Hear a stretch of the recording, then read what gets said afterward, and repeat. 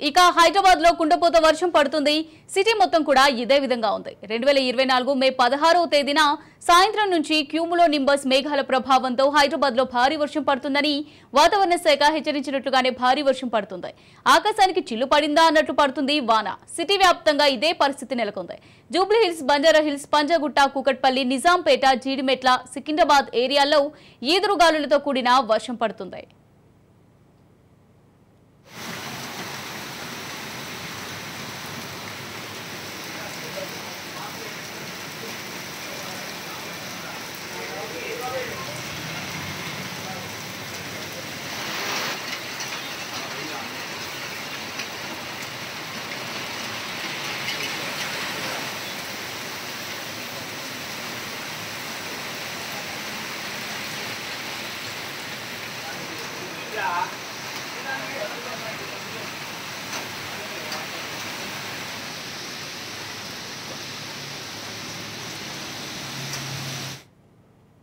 మరో 2 గంటల పాటు భారీ వర్షం కురిసే అవకాశం ఉందన్నారు జీహెచ్ఎంసీ అధికారులు.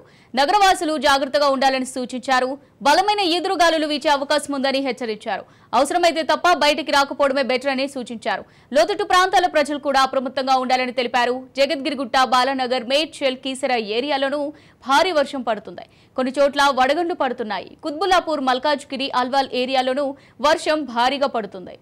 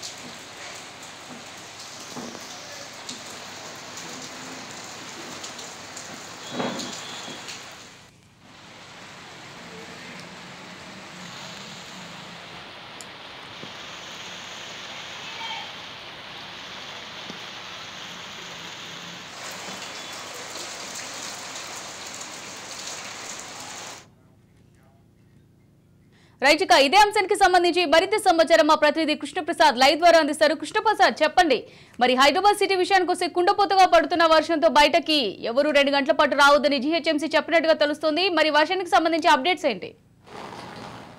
అమూల్య, హైదరాబాద్ లో ఒక్కసారిగా వాతావరణం మార్పు వచ్చిందని చెప్పొచ్చు. ఒక్కసారి కుండపోత వర్షం గత 1 గంట నుండి వర్షం బాగా వస్తూ ఉన్నది. ఇది గత 2 చూస్తే మాత్రం ఈ నగరంలో చాలా ప్రాంతాలలో కుండపోతగా వర్షం కురుస్తుంది. ఒక్కసారి ఈ వర్షం మొత్తం దాదాపు 2 గంటల పాటు ఉండవచ్చని కూడా అధికారులు చెప్తూ ఉన్నారు.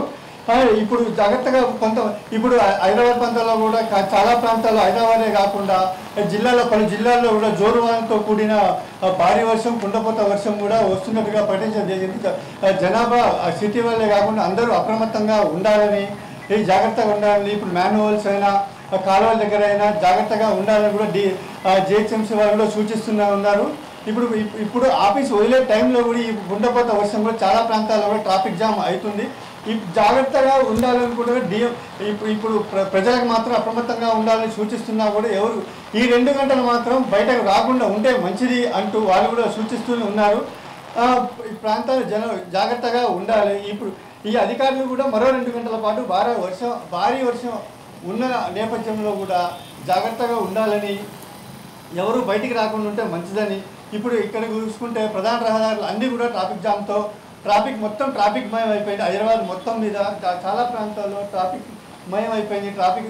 ఈ ట్రాఫిక్ సమస్య కాకుండా ఇంకా చాలా కుండపోత వర్షం కూడా ఈ జనాలు చాలా ఇబ్బంది పడకుండా ఉండటానికి, బయటికి రాకుండా ఉండటానికే మంచిదని కూడా వాళ్ళు చెప్తున్నారు. ఈ 2 గంటల పాటు హైదరాబాద్ ప్రాంత వాసులు బయటికి రాకుండా ఉంటే మంచిదని కూడా మనం ప్రజల్ని కోరుకోవచ్చు కూడా. Right, thank you Krishnaprasad.